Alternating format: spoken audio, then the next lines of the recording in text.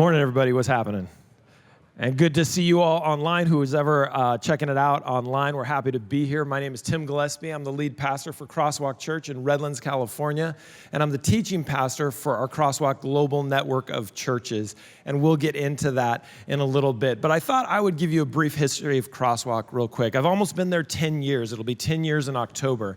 And when I got to the church, there was about 85 people attending. At its heyday, Crosswalk was a plant, a daughtering really, from the Azure Hills Church, which is one of our larger churches in the Southeastern California Conference. At its height, there was probably 700-800 people that were attending, but by the time I got there in 2014, there was about 85 people. And the first question they asked in my first board meeting when I became the pastor was whether or not they should shut the church down, which is not really what you want to hear the very first board meeting that you're in. And so my answer was no, let's not shut it down. That would be a bad idea because then I wouldn't have a job. So let's keep it going. And we began to make decisions based on a lot of different things, design thinking, experience design principles, and we began to change the church. And God really blessed. And within a couple of years, we were getting close to 1,000 members, which was really great. I shouldn't say members, 1,000 in attendance. Membership came later. Yeah. As we began to take a look at 2 full services, we were moving to a 3rd service. The question was, what are we supposed to do? Where are we supposed to go? Should we go find a new building, which is kind of conventional wisdom? Let's go find a bigger building to house the people that we're attracting, which is great. But we didn't really want to be church poor. I don't know if you know that term, but like oftentimes we end up just servicing the dead on a new building or a new facility. And we didn't really want to do that if we didn't have to. We really wanted to be missional in the way that we could approach what God was calling us to do. And so foolishly, one day in a sermon, I said, I'm not really sure where God is calling us, but I do know this, that we're supposed to multiply, we're supposed to grow churches. And so if anybody here is interested in growing a church, or anybody who's watching online is interested in growing a church, let me know. When the Holy Spirit gives you something to say in the moment, don't say it all the time. Right? Because when you do, the Holy Spirit will make good on that statement. And so it just happened that I had a couple of friends who were from Chattanooga, interestingly enough, and they came up and said, listen, we're not engaged in the churches around us anymore. We're really struggling. We'd like to plant a church. Can we do that? Can Crosswalk plant a church in the Southern Union in the Georgia-Cumberland Conference? And I had no idea how to answer that. So I'm a pretty positive person. I said, sure, why not? Because that seemed easy. And so they began to meet in small groups. We began to give them some resources to go along with the sermons. And as they met in small groups, one small group grew to 2, to 3, to 4. When they got to about 5, they said, well, it's time for us to see if we can do a church. And so we flew out, and this is fascinating. I won't spend too much time on it because we've got a lot to talk about. But we couldn't do we call them a pop-up church. We couldn't do one, which is R&D, because we couldn't get insurance from the Georgia-Cumberland Conference. So I just called my conference up and said, can we get insurance for this event we're having? They said, sure, insured us in Georgia-Cumberland, which is fascinating because a few weeks later, I got a call from the conference saying, why were you in Georgia-Cumberland planting a church? And I said, well, you insured it, so maybe you're planting a church. It was a fascinating conversation. Anyway, we did a pop-up, and 200 people showed up. And we thought, okay, we've got some traction. From there, we did 5 more pop-ups over the next 5 months. And on the 6th month, we planted Crosswalk Chattanooga, which has been there since 2019, which is really exciting. Since that time, we've planted some other churches as well. We've done some things. So let me just give you a quick breakdown of this. We started with Crosswalk Chattanooga. Then we began to plant a church in northeast of Atlanta. That church was there for about 1.5 years, and then COVID happened. When COVID happened, that church did not make it out of COVID because of some infighting within the church. Also, we learned that you don't plant churches, you build communities, and communities plant churches, which is a really important thing to understand. Because if you stand up a church too quickly, it will just wear everyone down who's there. You need to make sure that there's enough human resources and community that want to see this happen to make it go on. Then we began to plant Crosswalk LA. It began as Crosswalk Foothills, and we moved west and west until we landed in the Arts District in Los Angeles. Then during, right about the time of COVID, we began to work with a church in New England called Remix that just needed a pastor. Yeah, great people there. They just needed a pastor to preach for a little while. By the way, these are video venues when we start them. So the preaching comes from Redlands, which allows the people to do the work of pastoral ministry and not have to worry about the content so much. So it's a live service with a recorded sermon. We'll get to that in a second. But Remix just needed a pastor. It needed some good preaching for a few weeks. And so we said, please feel free to use our material. After 3 weeks, they called us and said, we'd like to be part of what Crosswalk is doing. Can we become a Crosswalk? So they became Crosswalk Clinton, and then they became Crosswalk New England. During COVID, we tried to plant in Denver, and every time we would start to get things going, we actually announced that plant. As we started to get things going, Denver would shut down until the leadership ended up getting new jobs and moving, so we never ended up with a Crosswalk Denver. Then we began with Crosswalk Portland. Crosswalk Portland was interesting because right from the beginning, the Oregon Conference really dove in and hired us a pastor from day dot before there was even a church there. Now this is what's fascinating. They hired the pastor on Monday. On Thursday, the world shut down. And so Patty McCoy, our pastor up in Oregon, had to plant a church during COVID with no facility, no community, and he basically had to go to people's front yards, sit in lawn chairs, getting to know them. It made that incubation period 18 months to get to know people. When they launched with about 175 people. And they've been going for a while now. Yep, that's worth a clap, I think. All right. Then I had a friend reach out from Melbourne, Australia, and she said, hey, I'm back here in Melbourne. I'd love to do something. Can we get started? So we started Crosswalk Melbourne. Their conference bought in very quickly. We titled it Crosswalk Melbourne, and then they have just moved into an actual venue out of a house just a few months ago, and they are continuing to grow. We launched in July, Crosswalk North Houston, and as you can see, we were doing R&D at first, right? How do we do this? How do we figure it out? And we learned and we grew organically. Then we were in the replication stage as we were looking at Crosswalk Portland and Melbourne and North Houston, and now we're in the scale stage. And as you can see, it goes from CW to LW. We actually have 3 stages of growth. When people call us, and by the way, we don't go anywhere we're not asked to go. It has to be an invitation from people that say, hey, we want to grow a church. And so they begin as a Lovewell Connect group, we call it, which is just a small group using our material. And then they become a Lovewell community. That's when they begin to be a worshiping community. And then ultimately, as they continue to grow and we engage with the conference and we begin to work there, then they become a Crosswalk campus. So you can see we have Lovewell Sonora, Lovewell Sacramento, Lovewell Silicon Valley, Lovewell Reno, Crosswalk Jakarta, which we will be planting and launching this weekend. Our executive pastor is in Indonesia. He left last night to plant Crosswalk Jakarta with about 200 people that we have out there, which is really exciting. We've got Lovewell Costa Rica, Lovewell Boston, Lovewell Hartford. Crosswalk LA is now badging over to become their own autonomous brand. They're moving on to a different leadership structure, which we're really excited about. And the latest is our conference just gave us the Point Loma Seventh-day Adventist Church, which is now a replant, and we should be hiring a pastor tonight. Hopefully, if I can make it to the Zoom meeting. So there's a lot of stuff going on. So why multi-site? Let me just jump through this real quick. It's pretty simple. There's only 12 single campus churches among the 100 largest churches in the U.S. As we know, demographically, smaller churches are getting smaller and larger churches are getting larger. That's not to say larger churches are better. That's just seems to be the way the demographics are moving right now. 68% of multi-site churches have a formal leadership development process, and that's something that we're working on. Smaller churches with 100 to 400 attendees are now beginning to go multi-site because you can exponentially grow your community that way. 85% of multi-site churches have grown since starting a campus. So the statistics are pretty strong on this. Lay participation, and this is 100% true, lay participation has increased in 88% of multi-site churches. Why? Because lay people lead the churches. Right? And that's really important, I think. 47% of multi-site churches have a campus in a small town or rural area. We're a church in Redlands, California. Why in the world would we have a church in Clinton, Massachusetts, or now West Boylston, Massachusetts. Well, it's because we can do that now. Our multi-site church is still growing because they really started during the 1990s, and some people have said the multi-site movement is over, but all indications point to continued growth of this movement.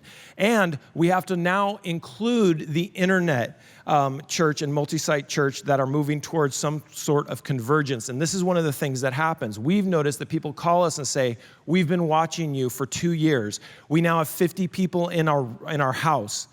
Are we a church? Can we be a church? And that's a really fun way to begin to amplify and accelerate the work that God has called us to do.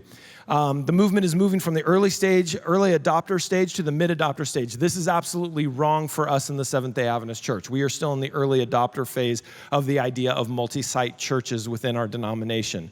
And we can talk a long time about how we sorted it out or continue to sort it out.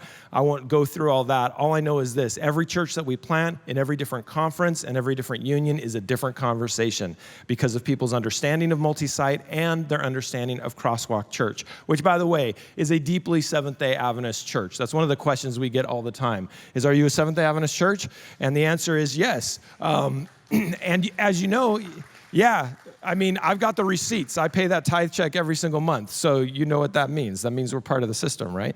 The church replanting movement will continue to be a powerful fuel for the multi-site movement. That is what we're doing in Point Loma. We are replanting a church that basically died and that needed to be shut down a few years ago. It limped its way through. We finally, the conference finally decided to shut it down, and we've let it sit for the last 4 months just to renew the DNA of the church, and we will replant in the next few months, hopefully.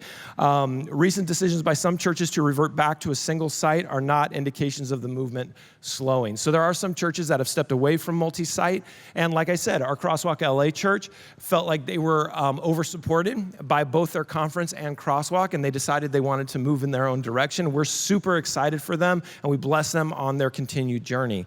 And multi-site churches will continue to develop specialized focuses. So we're just going to continue to do what we do in the niche where we are. So what is Crosswalk today? I know I'm going quickly because we're going to have this conversation here. This is what we have right now as far as attendance: Redlands, Chattanooga, New England, Portland, North Houston, Melbourne, Jakarta, Point Loma, and Crosswalk online. So this is about 3,200 people that we have in seats. There's another 800 that watch live our 3 services coming from Redlands, and right now Redlands is the only campus that live streams. And then we have another 2,100 views. And I want you to know that we've looked really hard at internet statistics because there's definitely vanity statistics. Somebody passing by on Facebook for 3 seconds is not a view, just to be clear. We take it at no less than 20 minutes. If they've been on for 20 minutes, they're a viewer of our church service. If it's less than that, then we don't even count it.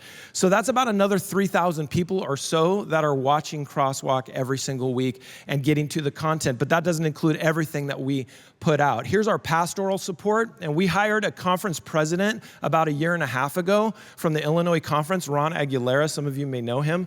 We hired him from conference presidency to come in because he speaks conference.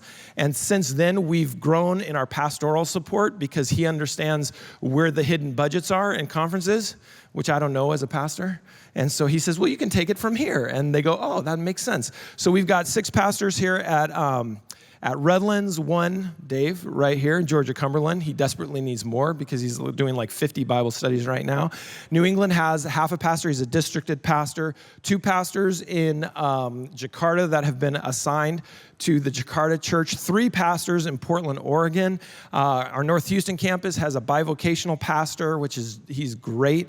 In Melbourne, we've got half a pastor. And then at Crosswalk Point Loma, our conference has bought in and has guaranteed a pastoral salary for 3 years for that particular pastor, which we're really excited about as well. Now, let's see. We've also got our Lovewell groups that are not quite Crosswalk campuses yet. We've got Reno, Sacramento, Sonora, Silicon Valley, Hartford, Boston, and Costa Rica. Hartford and Boston are planting from the New England church, which now attracts about 100, 120 people every single week. So our churches, our daughter churches, are now daughtering churches. So we're grandparents, right? It happened a lot more quickly than I thought it would be. But we've got a lot of different things happening there. I won't spend too much time on it, but we know that God is moving. And by the way, every single one of these groups reached out to us. We didn't choose a place to go. It's probably a bad strategy, but we really believe in the movement of the Holy Spirit and following where the Holy Spirit is going and following his momentum.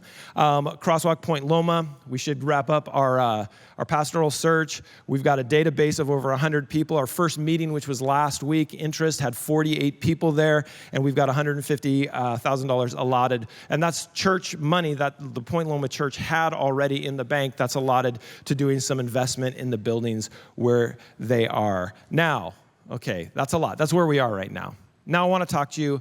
And actually, Dave probably is going to talk more than I am at this point. How does multi-site church work in the Seventh-day Adventist Church? Dave, you came on about how long ago? Well, so this coming weekend marks a year of my announcement that I was accepting the position offered by the Georgia Cumberland Conference to join Crosswalk Chattanooga. I think, interestingly, because it's a weird journey, some of you would know that most prior to that, was the senior pastor at the Collegedale Church, the university church on the campus of Southern Adventist University. Deep, deep love for that community and that work. And in 2018, when this was starting to bubble up, our conference president there, Ed Wright, and I had a conversation. He was wondering what I thought about this whole situation, and I could tell that my voice was going to weigh a little heavy in this. Very heavy. But what you need to know is I will forever, when I look in the mirror, see a youth young adult pastor. That's who I am. And I'm the guy who walks into a room with a suggestion and wishes somebody would say, yes, let's try it, right?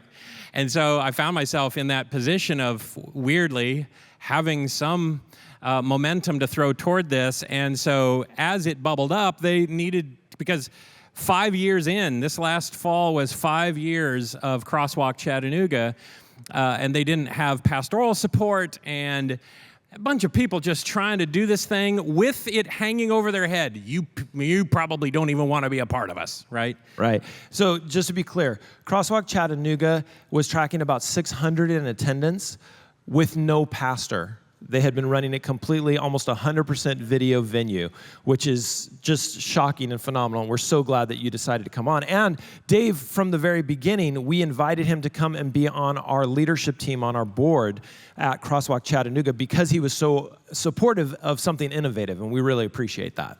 And it bears being said, I love trying new things. I really do not believe that we have exhausted all of the best ideas of God, but that there are some that have not even been thought of yet. So if one were thought of today, right here, how would we meet that idea? I would hope with some excitement and leveraging resources, I would hope, and it doesn't mean it has to even work. So that's kind of some of my background.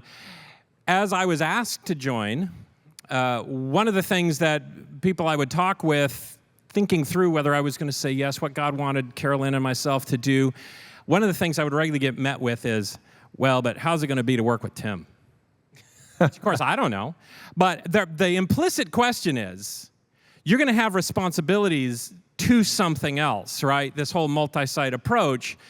And man, I do not have any bone in my body that wants to go out there and be on my own anyway. I would like to be a part of something bigger that's happening. I think that can be some of the beauty of some of the structures in our conferences. So that didn't frighten me. I knew it was either going to be a value add or a value detract. This was going to be one way or the other. We'll see how this is going to go. And so we spent good time together, and I knew pretty quickly that not only were you looking for help there and in Chattanooga as a conference hire, but also this thing is going a little nuts, and we could use more teamwork. Maybe I have some horsepower that could be useful across Crosswalk Global, which is just fascinating to me. I'm very interested in that, right? Because there's so much developmental, it's a weird thing when our structures aren't quite there yet to handle all of the growth. How are we going to do this? So in terms of how multi-site works, we have identified the language of Crosswalk Global Network of Churches.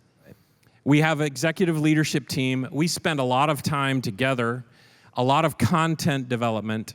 I think there is this interesting and amazing marriage of synergy, missional clarity, and that's part of what causes people to say, hey, we'd like one here in Hartford, right? Because Some of this stuff, by the way, let me back up and just say this. I am well aware of the potential for the halo effect. Do you know what the halo effect is? Businesses talk about this and others. When somebody is successful, then that person is invited to step up and tell you why, and they're guessing. But because they were successful, whatever they say then must be what made the difference. Hey, COVID made part of the difference here. Right. Because it forced a platform and pushed content and connectivity that people came to rely upon, and the texture of missionality then came through clearly. And so the prioritization that makes a difference to people, part of what they felt they needed, it comes shouting through, and then you're already into trying some stuff just pre-COVID. So I think it would be wrong to just say, hey, here's what we're doing, it'll work. Right. However, I think it is impactful to think about who it is working for across the multi-site approach. This is working especially for individuals who have a hunger for Jesus but are disassociated with the church. And that could be they've never gone before. That could be they have gone, and they're a Christian, they've gone, but they just didn't find anything that mattered to them.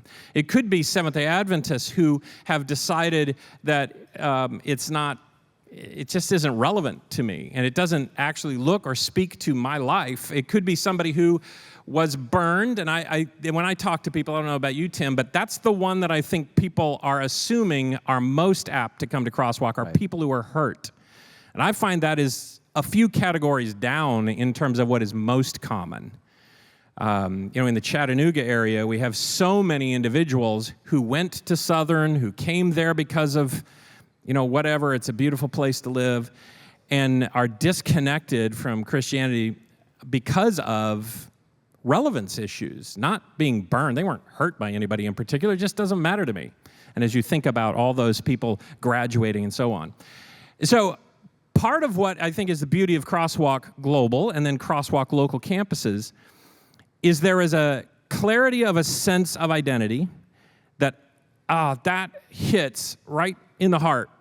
This building of community, this texture of loving well. As we talk about, for instance, how our churches struggle with a texture of love, it's just not what we're struggling with. We have other struggles, but that's not it. And in fact, that screams loudly to those who have been suspicious. I don't think I'd ever really want to go to church, period, or to an Adventist church, or.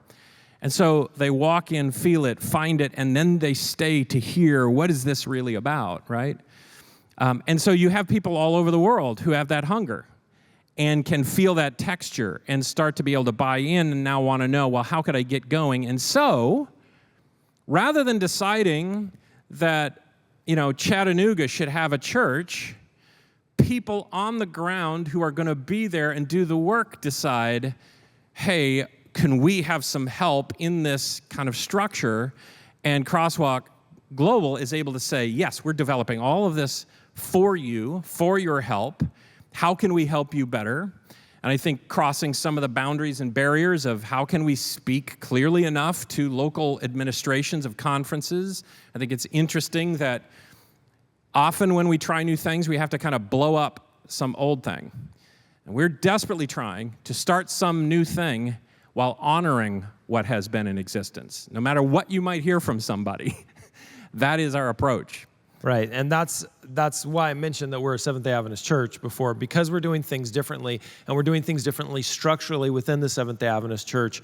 There has been this question of, well, are you really Adventist? We absolutely are, and we've worked very hard to work with local conferences and local unions to make sure that we are planting local Seventh-day Adventist churches. There's no secondary fiduciary responsibility that comes through, and that creates, I think that creates a little bit of trust. Just stop there for a second, because I have had people ask me, well, so okay, now what's going to happen to you now that you're not actually a conference employee? Wait, what are you talking about? I'm employed by the Georgia Cumberland Conference. I purposely, when I made my announcement, wanted to be clear. I am accepting the request of the Georgia Cumberland Conference to go and pastor the Crosswalk Chattanooga Church. Well, but how do they do it? I mean, all their tithe goes to California. What are you talking about? That's just wildly untrue. It's a part of, we are working within the systems that pre-exist. Which, by the way, is much more difficult than us just having done it ourselves as a non-denom kind of situation.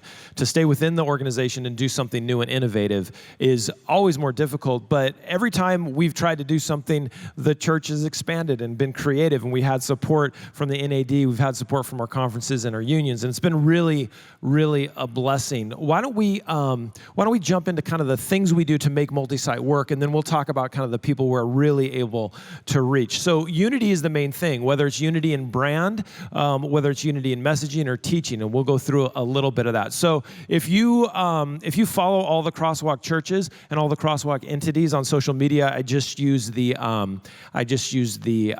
Instagram handles that they're using. On Saturday morning, your whole Instagram feed will be Crosswalk. It looks like we somehow paid for an algorithm to dominate your situation. It's not that. It's just that people are really excited. And as you can see, we've got many different accounts, and we make sure that the way they look, the way that we're messaging is very similar, so they understand. People understand when they come into a Crosswalk church what they're getting and what they're understanding, and we try and make social media. This is probably the biggest piece, if you ask me, unity in teaching. So when it began, Crosswalk was by and large video venues as we planted. Now we are getting pastors at the beginning, so we still do use the video, but not nearly as much. For instance, it'd be crazy for us to have a church in Chattanooga with Dave Ferguson there and then say, well, you don't get to preach. Like he's made a career out of being a phenomenal preacher. And so what we do is we work as the global teaching team. We work together to put together our year-long preaching calendar, and then we preach on the same topics and the same text, but we don't preach each other's sermons by any means. In fact, this is why we have a podcast called the Sacred Echo Podcast, where you, myself, and Patty McCoy from Portland actually talk about how we're going to approach these topics and these texts, and then you can go hear those different sermons. And I'm amazed by how many people follow your sermons, follow my sermons, follow Patty's sermons. Every single one, they're listening to 3 or 4 sermons a week coming from Crosswalk Church. Yeah, so the richness of teaching content includes that there's a very intentional track, and again, I just have to push against what I hear sometimes, which is the idea of lack of sound theology. I'm going to tell you, there is a definite jump up a number of rungs from what you would expect out of the average church in terms of intentionality, clarity, and so Sacred Echo, it's very much a writer's room moment where we're talking about what we're putting together, and then you see the kind of the baked version if you come to one of the churches. But a lot of our people actually listen through the week to the Crosswalk Chattanooga podcast, the Crosswalk Redlands, the Crosswalk Portland podcast on the exact same content, while then also being supplied with daily devotional style readings for the week that they can also podcast in their car on the way to work for daily readings on the subject, the content. It's very content rich. And while some people might focus on music or the fact that you're in jeans or any number of other things, the depth comes from the community build coupled with really strong content. Right. So you mentioned the series guides, which I think I have here in a second. Oh, not yet. I'll get back to that. Our series guides, we put out about a 400-word, you could say devotional exegesis every single day that goes along with our series. So we write an incredible amount. I think last year we wrote over 250,000 words together, which is, the size of a few books. We put that together for every single one of our services, for every single one of our series, so that people can follow along, and it is delivered either by a PDF. You can get it directly given to you through our app. You can get it on a podcast, like you said, so you can listen to it. There's a lot of different ways. But we also try to stay in unity in messaging. This year, we put out what we called a Love Well statement. And this is because we know that in North America, we're coming to a very difficult year. Pastors, I think, are all prepared for this, or getting prepared for it, when it comes to our elections in North America. And so we wanted to put together a statement that all of our pastors could speak into.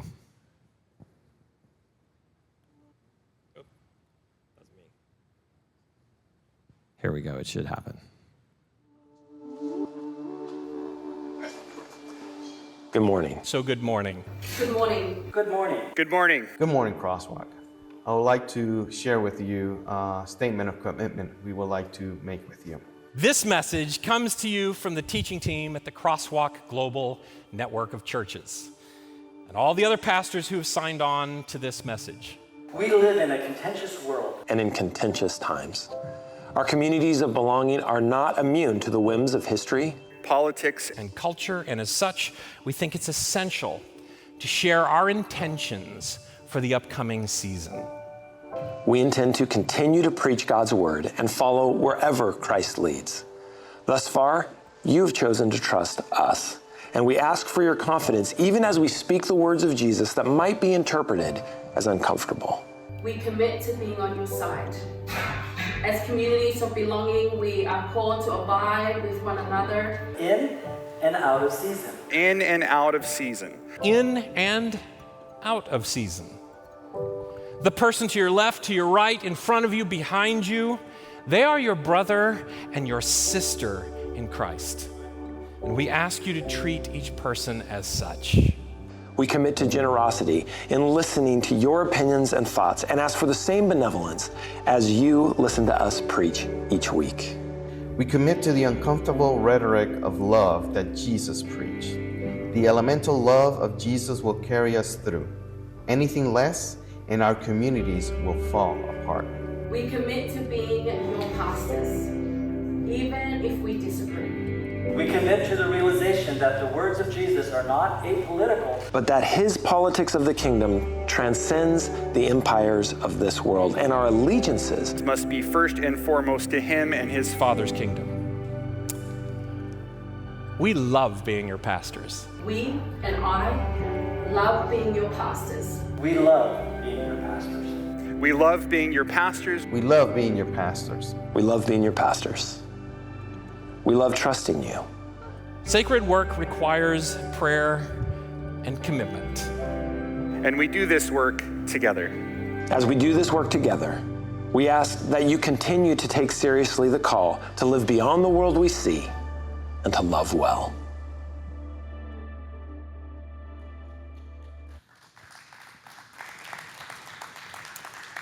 I got a little choked up listening to that. So this is one of the ways that we want to create unity in messaging, but we also want to have unity in learning. We've got a Crosswalk conference coming up. I know you'll be presenting at, I'll be presenting at, most of our pastors will be presenting at. It's a place to bring our leadership teams from all of our different churches and anyone who is interested in learning more about what we do or perhaps planting a Crosswalk Church or a Lovewell community. And that allows us to spend 2-3 days with some real quality time together.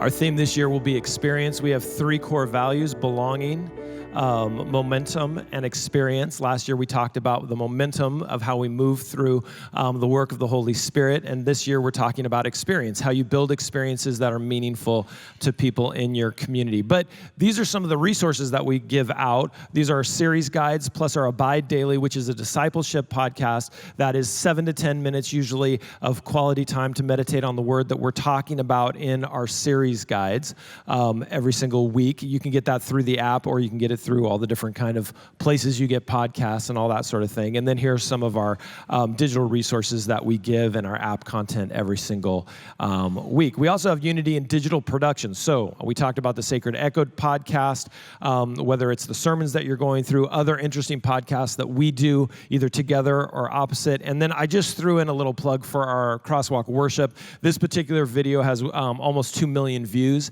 at this point, which is just incredibly done. If nothing nothing else from this whole talk, go listen to that because it'll bless you. It's an incredible version of Holy Forever along with We Fall Down at the end of it. So we're putting all these things together as a collaborative in order to really make a difference in accelerating and amplifying local people being able to plant their own churches. And maybe before we just go racing past that, you watch a clip like the promo for the Experience Crosswalk Conference, and it can be a little intimidating, right? And we've all been in the room when somebody showed something that's working or something that God is really blessing, and you look and you go, well, I can't do that. Well, that's actually part of what we're talking about here is, yes, we can do this. We can do this together. We can do this with one another. Not every group has the same amount of money. Not every group has the same kind of experiences. You've got a group who suddenly they've got like better musicians than anywhere else, but they don't have anything else, right?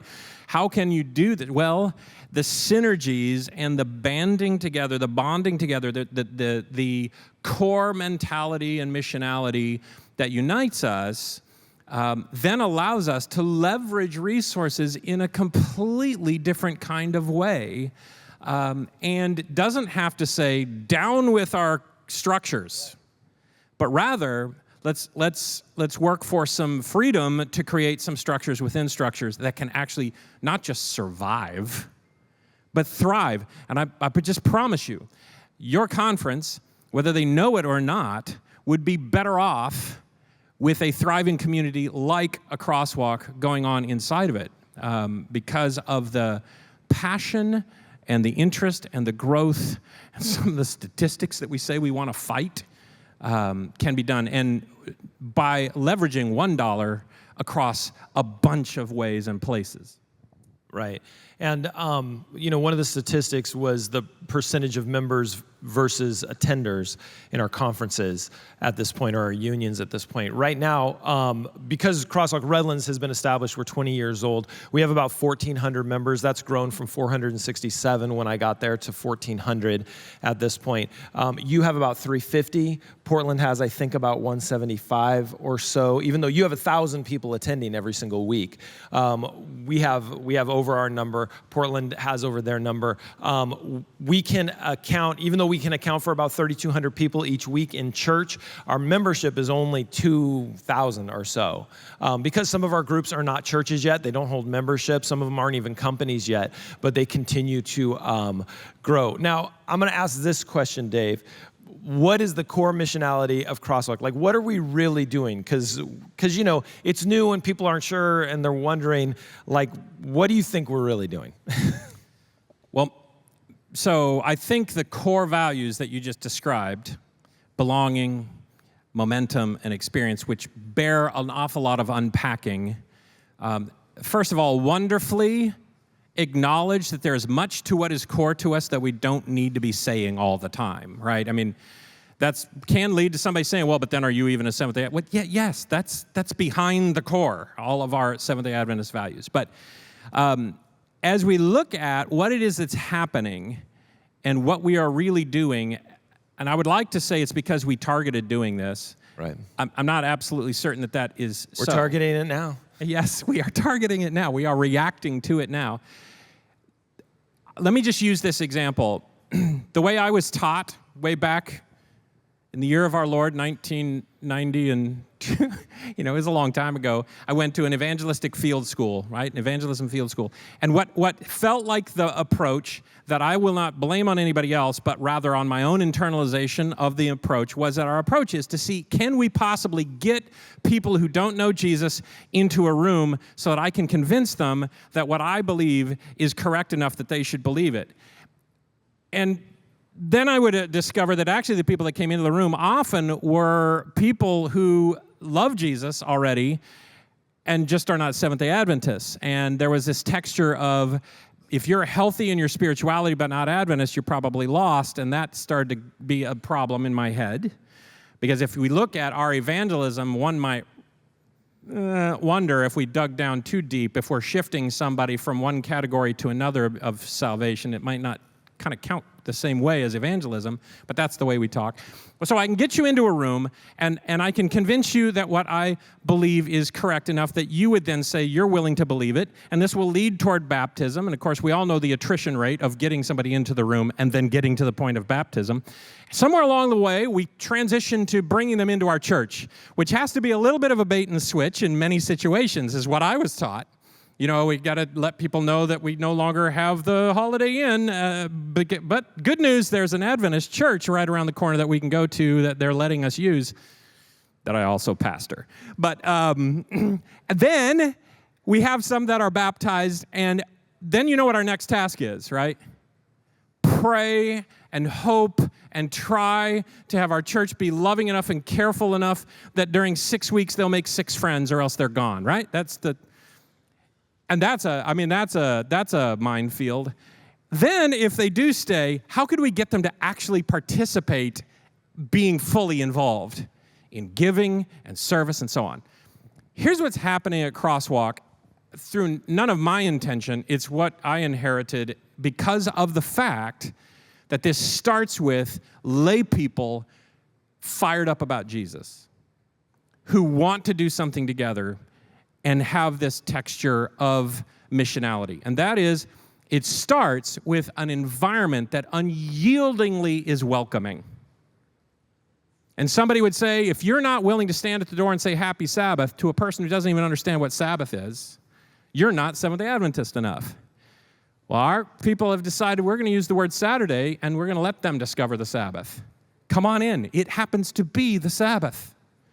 And it's going to be a large welcoming process, and people who have never been before to a church feel comfortable here, and people who had a terrible experience feel comfortable here.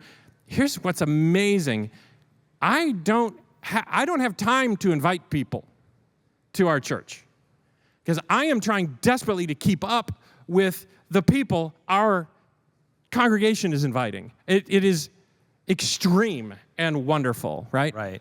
So Crosswalk has made a statement for a long time that evangelism is not a program or an event. Evangelism is the orientation of the heart of the congregation. And that's really important because we do evangelism every single week that we do church, which, by the way, is a hot mess when you try and get evangelism funds for church.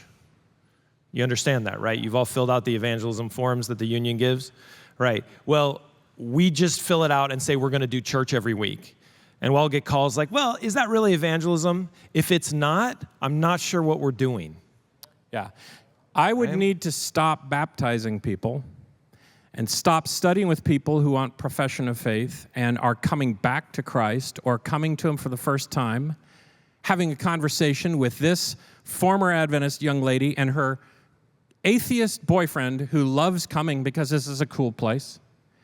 I'd have to stop having those conversations to be able to do an evangelistic series of typically planned meetings. And I don't have time with all of the studies and all of the individuals' commitments. And see, here's the next piece. Because again, we were hoping somehow, once we got you to say yes, that you would start to feel like you belong so that someday you might actually start to serve. It starts with quick sense of, I like being here, I want to be here, and I've got people who are bringing people that I've not even met yet. I can't keep up, right? And immediately they want to know, well, how do I get to do what they're doing? Mm-hmm. I'd love to serve in that way. I'd like to say, and this may be controversial to you or to someone, but we have completely dropped the barrier from feeling comfortable to be there to then actually serving other people. You might be welcomed by somebody who still isn't clear on the fact that the God they don't believe in, I don't believe in that God either. And they call themselves an atheist, and I do not call myself that. And they're welcoming you to church. Right. And so it is a short walk then to them saying, well, this feels like family to me. What's involved? I want to, how do I make this mine? Because it feels like mine. I want to be, right. I want to be a part of it. How do I become what you guys are? Because I feel like I already am. And like I say, I can't keep up with those people walking that way. And by the way, that's the best Bible studies to do, because they're just agreeing, and you get to the Sabbath and they're like, yeah, Saturday, I come every single day. Right. I come every single week. I got it. Let's go. What's next? It's so much fun to be able to do. One of the things that we've tried to do, and I think Matthew spoke to this morning really well, we wanted to make a church that wasn't the church people left. Right? So the way that we intentionally build all the experiences that people have when they step into church, it's enough that they go, this is not the same church I left. For a lot of people, that's enough to get them to come all the way through the lobby, right? To come in and experience worship together, just because it feels different and it looks different from a traditional Seventh-day Adventist church that they've often left behind because of irrelevance or other reasons. And just to be clear, if you do this kind of mentality, and some of you already do, you will regret it if you don't make sure you have a big enough lobby. Yes, we regret it every day. They've got a big enough lobby to put our whole church in. And it's jam-packed, and people hang out there and talk to one another. And our people are willing to say, hey, just come.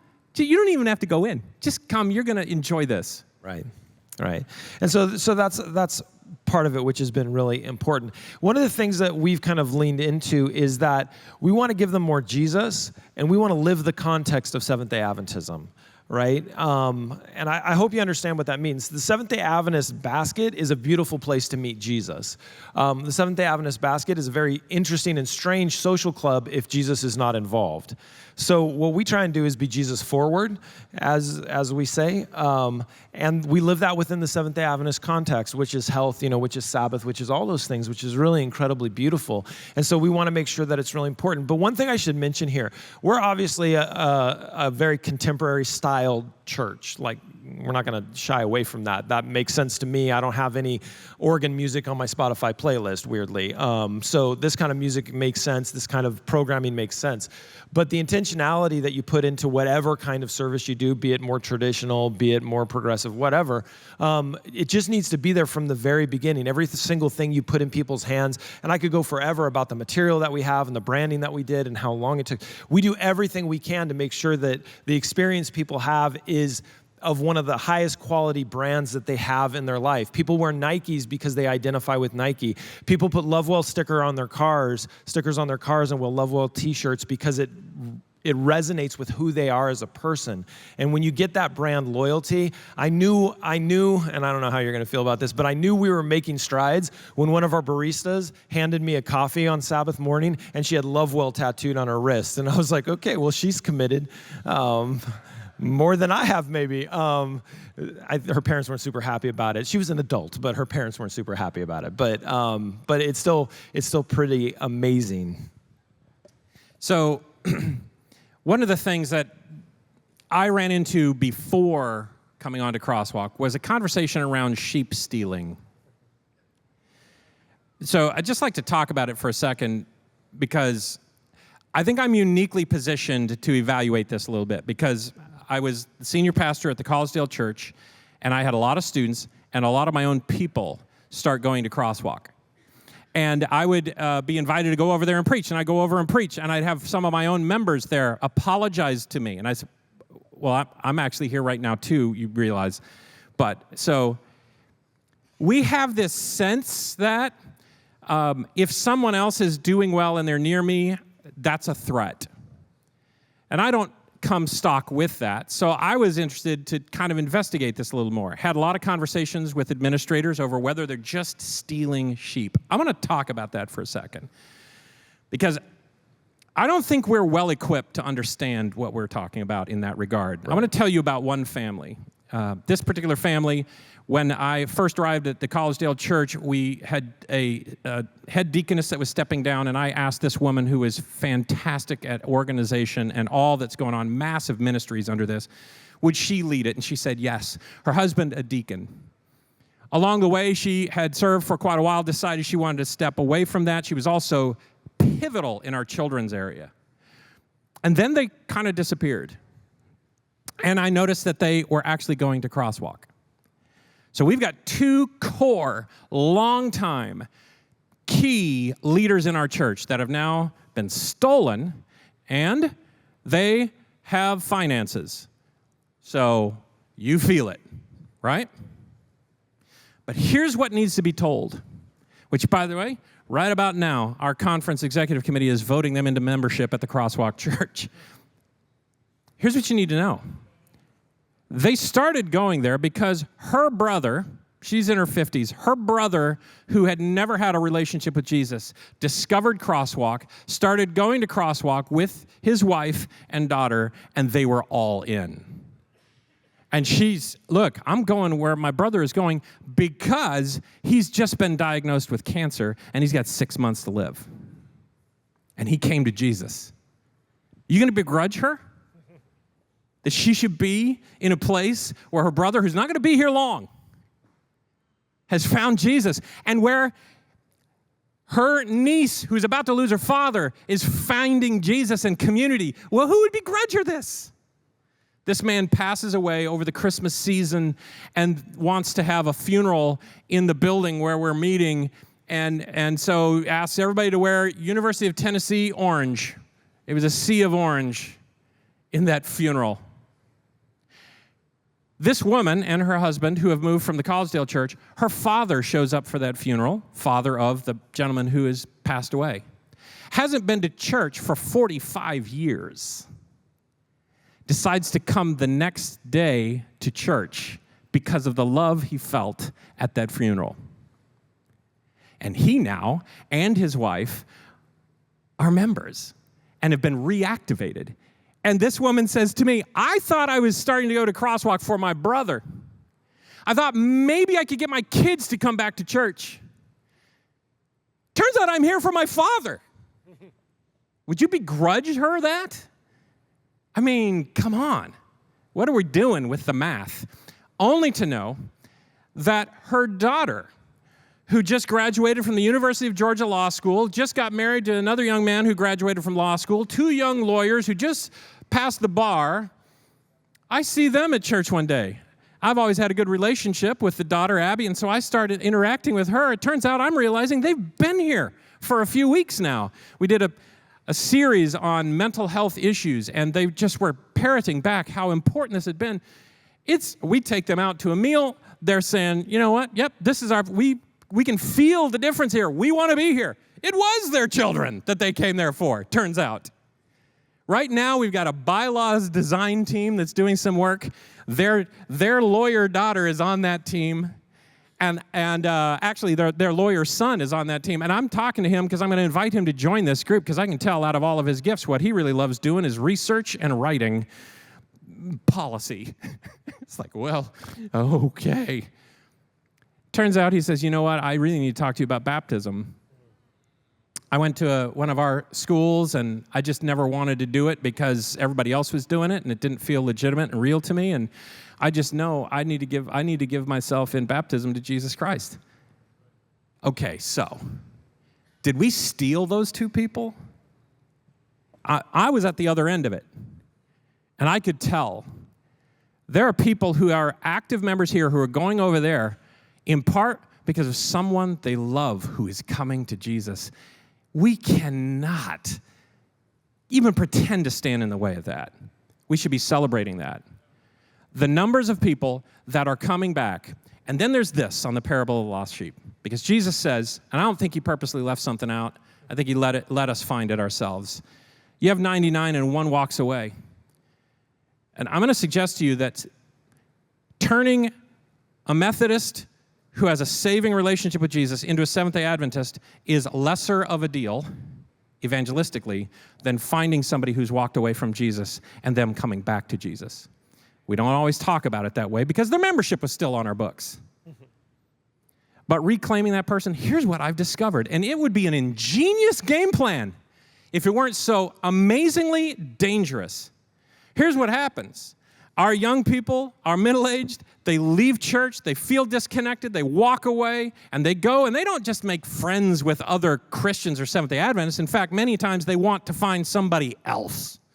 And so they make friends with people who don't know Jesus. And then something comes alive, and they come back, and guess what happens? It's not 99 and then 1 comes back. What I'm experiencing is 99 and then 2 that we didn't even have in the first place. are coming back. And so that this reclaiming and claiming and, there's that thing where they ask, what's the largest organ of your body? And it's your skin, right? And it's hard to think of your skin as, if you were to ask me, what is the most evangelistic thing we can do? It's when our body, you cannot touch the skin of our body without it being invitational to Jesus Christ, welcoming to Jesus Christ, home for those who are homeless from Jesus Christ. No, that's beautiful. We function in scarcity way too often, right? Our churches, our people, even our denomination, basically we don't have enough, we can't do enough. I think that's the most unfaithful statement that we can make as professional ministers, certainly, and as people of Christ.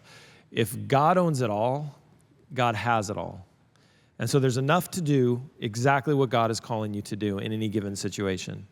I really believe that, but it also means that you have to be really inclusive in the way that you bring people into the work of God. We can't just own it ourselves. And this is one of the things that we kind of stumbled upon using video early to really help amplify and accelerate what people can do. When you plant a church, one of the hardest things is to get consistent, quality messaging through that pulpit.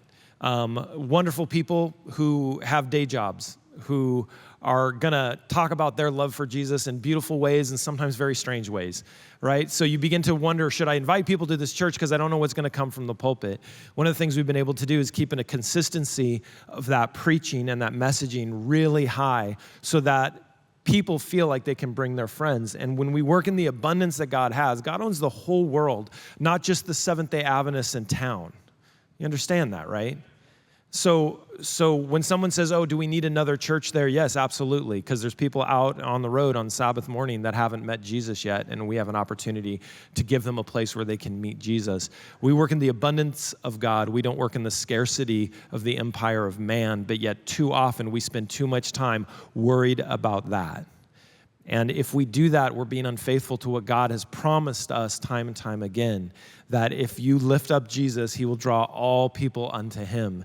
And we see it time and time and time again. And it's incredible. It's beautiful. And this idea that lost sheep find other sheep is not only true as a reclamation ministry, it's true as a proclamation ministry when people come and find who Jesus is through their friendships, which is pretty incredible. I think Matthew said this in a different way. The quote I like is, conceptually stuck systems cannot become unstuck by simply trying harder. And I feel like if you're not thinking of new ways to do things, and I'm not talking about novelty, I'm talking about new ways of thinking about our organization as a Seventh-day Adventist. If we're not doing that, we're going to continue to get the same results that we're seeing. What did he say? 42% people walking out the back door. We've got to do something different. And luckily, we've kind of fallen onto this through Crosswalk, and we're continuing to watch it grow. We get 2 or 3 calls every single week from groups who want to plant with us. And these are random people in random places saying, hey, I see that you're putting a church together in Reno. How can we do it up here in a place I've never heard before? And, we always say start as a small group, let's see where it goes. But we'll end up 6 months later having a conversation with, okay, we've got 40 people. What do we do now? How do we find a venue? How do we put together a worship service? And so we've had this incredible opportunity to do some real intentional training with lay people. And it's been really incredible. And as the conferences, we've been doing this for a while now, 5 years, as the church is beginning to recognize like, hey, this is real and this is happening. It's been a real blessing because we're able to step into places and work more quickly with people. Because my wife is always like, you may be the dumbest pastor in Adventism. I went from one church to now I have a 2-church district. They just gave me Point Loma. We're hiring a pastor who will be on site there. But we also have like 9 other churches. My wife is like, why are you doing this? Like, you have no time. You can't. And I don't know about you, but when a group of people call us and say, hey, we just want to plant a church, can we do it?